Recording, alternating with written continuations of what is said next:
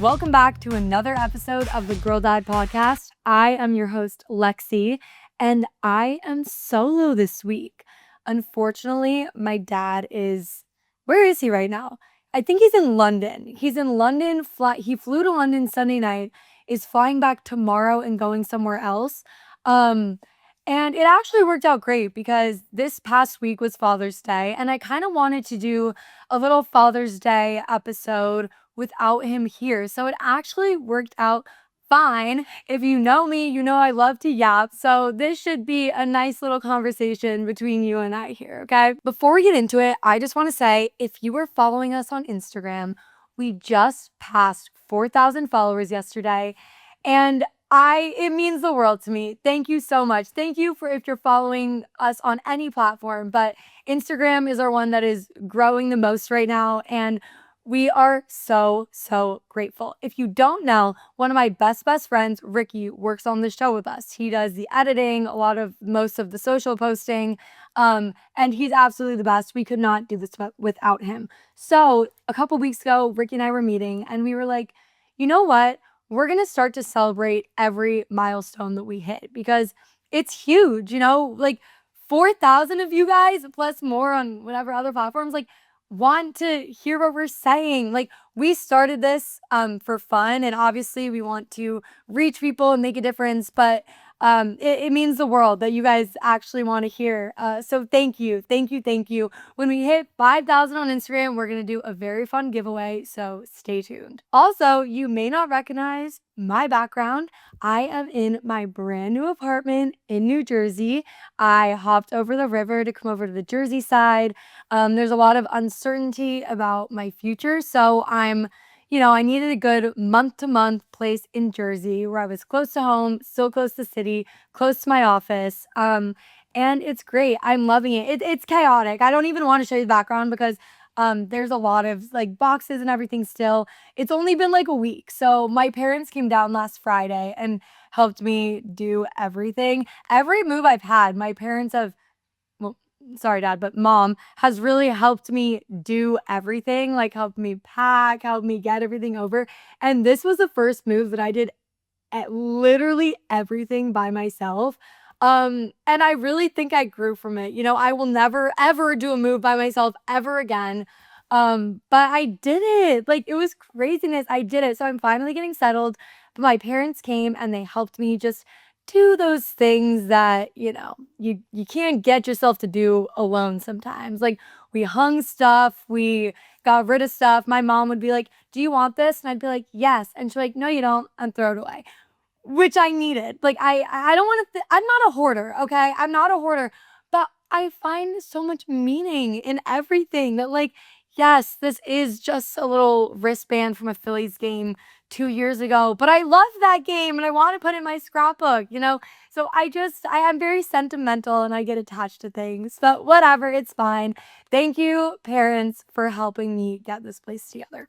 It's awesome. So this week we have, the biggest thing in sports right now is like the NBA finals. So, which obviously has been consuming my whole life. It's been so much fun. I don't know why this series is getting so much hate. Like, I understand there's not any like huge stars, but like, I am loving it. Genuinely. I think the basketball is so fun. I think every game has been exciting. The viewership is down on everything. And that's what I keep seeing everywhere, how NBA finals viewership is down. But like, I think the basketball is up. Like, I think it's really, really good. I've been saying since the beginning of the season, OKC. Like, I want OKC. Like, they're just cool. They're young. They're vibey. Like, Shea is just so cool, Like, I think, like, J-Dub, J-Will, like, I love that team. I'm even starting to love Alex Caruso, which wasn't one of my favorite players. But, like, it's just fun. It's fun to watch. So last night was game 5. OKC won. 74.2% of teams that win game 5 win the championship. So it's looking good. It's looking good for OKC and I'm here for it. I'm honestly here for it. I love it. The other thing this week, obviously, was Father's Day. Obviously I love my dad. I have a podcast with him and you guys know, you hear how much I say about him, how much I love him. And I'm really gonna get into it into some of the things he taught me and into some stories in this episode because my dad is just the man. Everyone knows him as the sports guy, the CEO of Live, the president of MSG, the Mormon with the cool conversion story, an author, a motivational speaker, a business executive, all of these things. And I see him as that as well. But to me, he's just my dad and he's my best friend. And to have someone that has all of these outstanding titles and accomplishments and this amazing journey be the one who raises me it feels like I'm the luckiest girl in the world. And I say to my family all the time, especially my parents, I'm like, I do not deserve you guys. What did I do to get you guys as parents? I don't know. I do feel that way. I don't know. They're so amazing. And to be half of him is like the coolest thing ever. My favorite compliment to get is when someone says that I remind them of my dad. It's very funny. It's happened to me probably 4 or 5 times when I'm just at the NBA office and someone will be like, wait, you're Scott's daughter? Or like, wait, you have to be an O'Neal. And I'm like, my heart melts. It's so cute. It makes me so happy. And like, he's so cool. So like, obviously, like, I love that. I love being an O'Neal. I love being Scott's daughter. Like I said, he's like my best friend. When we were growing up, I would ask my parents, I'd be like, are we friends? And they'd say, no, we're not. I'm like, why? We are friends. And then a couple years ago, 2 years ago, I asked my mom and I was like, are we friends now? And she was like, yeah, we are. So I love it. I love growing up and I love how the relationship evolves between parents and kids as it gets older. I think that in order for that relationship to evolve and to be healthy, it takes work on both sides. I think that there's been a lot of things that both my parents have done and I have done to evolve in our relationship to make it healthy. And not that it hasn't been healthy, but I was a teenage girl and I was a crazy teenage girl. And I'm very, very glad that I put in the work to be able to have this relationship with my parents where I can tell them everything. And they always say that we tell them too much, and I don't think that's possible. I think that I literally just want to tell them everything. So like, sorry, it's like that you just know that you're going to get everything. So for Father's Day this year, I went home. It actually worked out perfectly because I was in Philly for the weekend. I went to the Phillies game. It was Phillies Blue Jays. Phillies won. I think Phillies won the whole series. It was pretty easy series because Phillies have that dog in them. So I don't know what else to say about it, but it was so fun. Phillies games are my favorite. Xfinity Live is the best. Also, birthday shout out to my sister Caitlin, who just turned 21. I cannot wait to go to Xfinity Live with you and make you ride the mechanical bull. This past weekend at Xfinity Live did ride the mechanical bull. I don't even know where to begin other than to just say that I killed it. Like, I killed it. I was on that bull for like 3 minutes. I'm not even kidding. And the guy didn't even start off slow. Like, he went right into like oh yeah, like we're getting into it. And we did. And I killed it. Like, everyone around, was hyping me up. But it was whatever. I don't want to brag too much about it. But like, I may have missed my calling in life as a bull rider, but it's never too late for a change. The one downside about that is that I can't show it on camera, but my entire like inner thigh of my leg is bruised black and blue. It is like the craziest bruising I've ever had in my life from, I guess, like just like going too hard on the mechanical bull. I don't know. Craziness, but it's a great time. I cannot wait for all of my sisters to be 21 so we can just go and have the best time riding the mechanical bull. It is so much fun. I just love it. So I was in Philly, super fun, went home for Father's Day. And it was so great. My dad was only there for a few hours because London, man's got travels constantly. So we had a really nice lunch. We had burgers, obviously made by the man of the of the day, Scott O'Neill.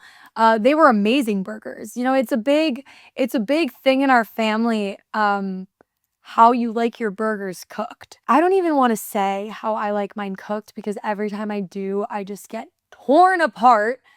But well done. Well done. Burnt edges. I love a burnt burger, and I'm not kidding. I'm literally not kidding. Recently, I've started liking, in the last like year maybe, I've started liking the taddest bit of pink. The taddest bit. But more than that, it's over. It's not happening. Put it back on the grill. Me and my mom are the same. I think all of my sisters are the same. I think that my dad's the only one. Caitlin might like it more pink, but I think the rest of us all like it well done. So the amount of times we've made this man put the burgers back on the grill, put the steaks back on the grill is craziness. But I would do it again. I still do it. You know, it is what it is. But super, super fun barbecue. It was just my parents, my sister Eliza, me, and my crush. Whatever. It was really fun. I loved it. And I love being home. It's such a safe, happy place. Like, I think that as parents, it is so important to make your home a safe place for your kids to come back to. You know, like whether it's when they're coming home from third grade and they just had a rough day from a mean boy, or whether they're coming home from a college vacation where they just need to lay in their own bed and have some of their parents' home cooked meals. Make your home a safe place, you know? It's so important. When I walk in the doors of my parents' home, it's just love.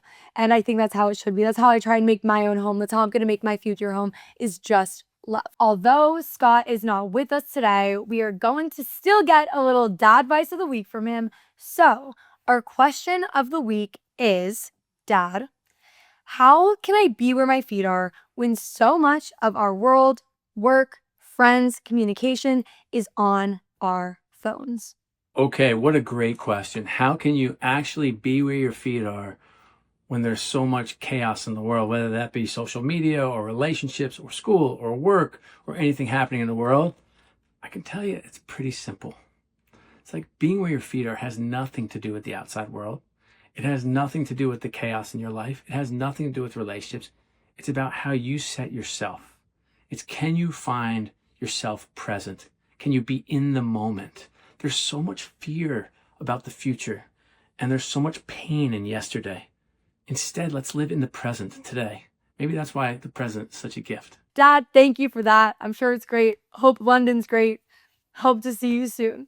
Anyway, let's get into it. To go along with the theme of Father's Day and my dad, I am going to give you 4 lessons from Scott O'Neill as a dad. I say as a dad in the sense of like, not as business Scott, you know, not as the Scott that I go to for career advice or for anything, but just as my dad. Lesson number 1, always cheer the loudest and be the first to cheer. My dad is the biggest cheerleader.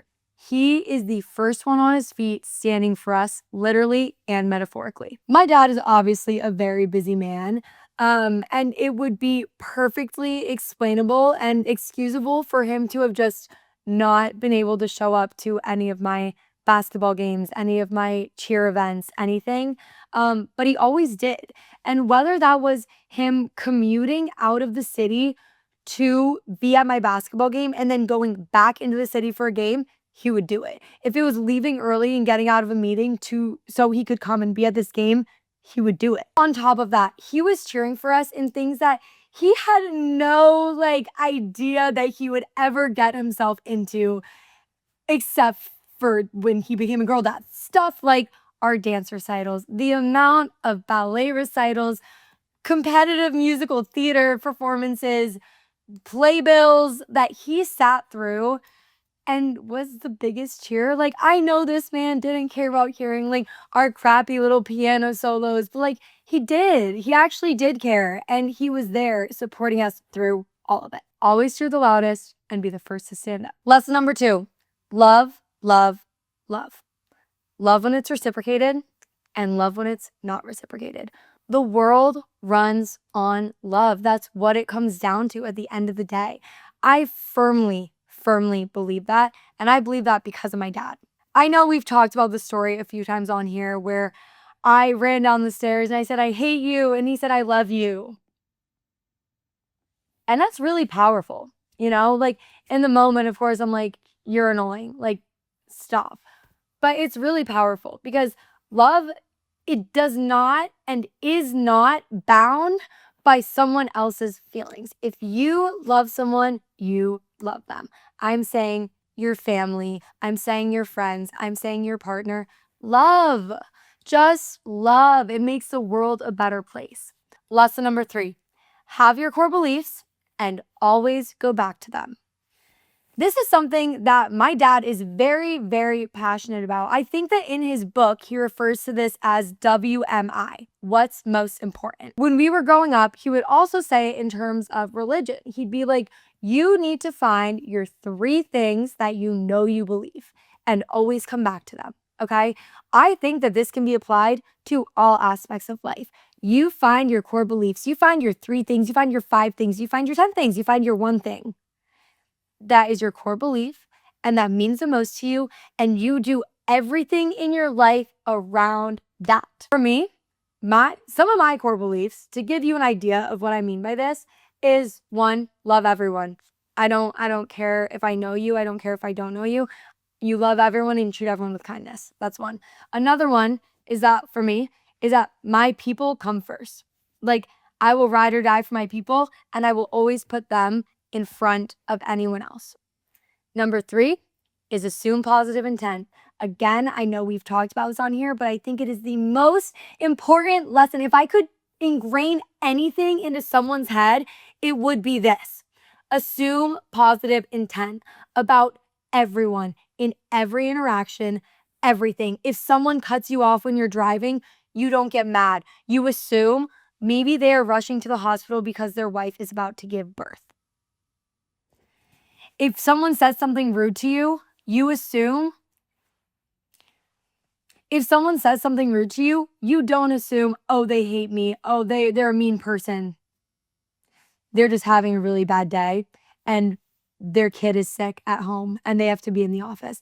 It's stuff like that. Assume positive intent in all interactions, all of the time. So when you have those core beliefs, it makes honestly life so much easier because you just go back to them. It's like it makes decisions easier because then you just like, for instance, I'm trying to figure out right now what is next for me in work, and my career is very important to me. I love working. I love being in sports. I love working at the NBA. I love doing this. But I but as I'm looking for a new job and I keep my core beliefs in my head, like I said, one of my core beliefs is my family and my friends. So when I'm looking for a job, that will affect where I'm looking because when I go back down to it, that is one of the things that is most important to me. When you have your core beliefs, every other decision in your life feels easier because you just base it off of those. Also, I just want to say this is my first solo episode, obviously. So I feel like I am just like talking. I feel weird because I know it's what it should be, is I should just be talking, but thank you for bearing with me. Thank you for watching. I love you guys. Lesson number 4. If you keep asking the same questions, you will always get the same answers. I don't even think that my dad knows that this is something that has really stuck with me, that he taught me. It's more been a lesson that I've learned, and I'm asking him, well, can we leave at 2:30? Can we leave at 2:30? Can we leave at 2:30? After he's already said, yes, 2:30 works. And then and then I'm like, can we leave at 2:30? And he's like, what do you want me to say? No? Like, yes, we're going to leave at 2:30. Don't ask me again. And it's funny, and he gets annoyed and I get annoyed, and whatever. It's just a funny little thing. And I think that this can be translated to real life really well in a few different ways. I think in one way, it's like if you keep asking people for something and they keep showing you something else, you believe them. I think in another sense, it's that if you keep getting shut down from something, I'm not saying give up.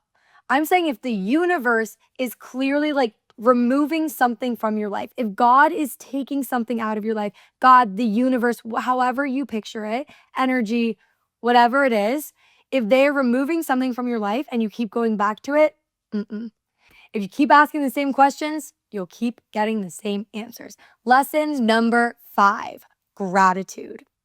Be grateful all the time. Be grateful when you're happy and be grateful when you're sad. Be grateful when everything is working out exactly how you want it to, and be grateful when nothing is working out how you want it to.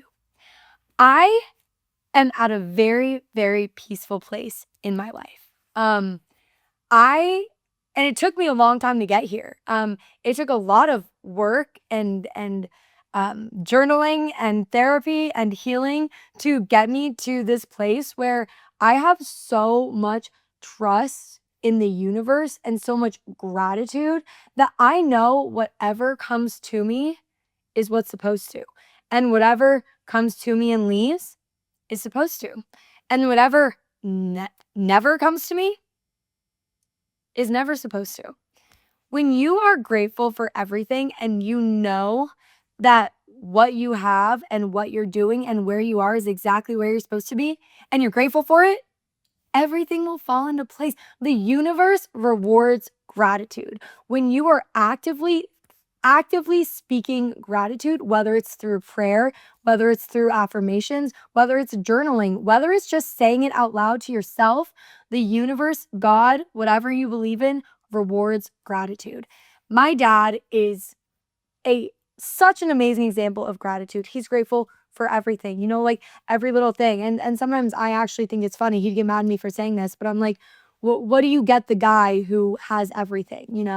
And yet a simple like Father's Day card means more to him than anything in the world. Like he's so grateful for every little thing.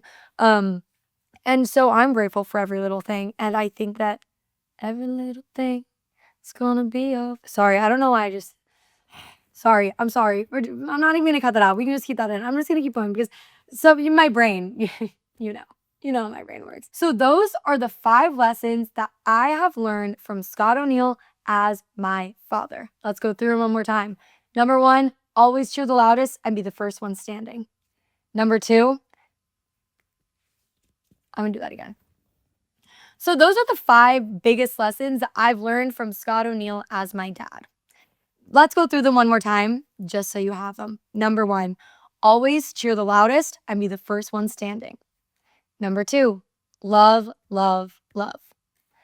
Number 3, have your core beliefs and always go back to them. Number 4, if you keep asking the same questions, you're going to keep getting the same answers. And number 5, gratitude. So obviously I can't do guess a Disney character this week because I'm alone. And I did consider FaceTiming my dad, but God knows he wouldn't answer. So instead, I'm going to tell you guys my top 2 TV dads, okay?